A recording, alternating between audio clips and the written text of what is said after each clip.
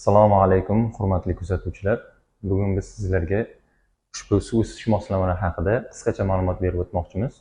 Ko'rib turganingizdek, ushbu suv isish moslamasining asosiy elementlaridan bu uning yo'mkisi hisoblanadi. Uni vazifalariga keladigan bo'lsak, issiq suvni o'zida saqlash va iste'molga kerakli bo'lgan suvni yetkazib berish hisoblanadi.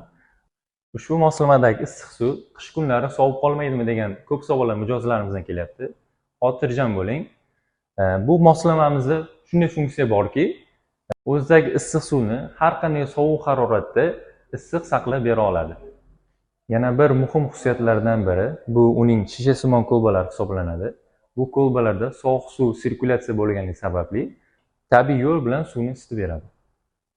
Ko'rib turgan ushbu moslamamiz 100 litr hajmga ega. Bundan tashqari bizda 100, 150 va 200 litr hajmdagi suv quyosh isitish moslamalarimiz mavjud. Qo'shimcha ma'lumotlar uchun quyidagi raqamlarga murojaat qiling.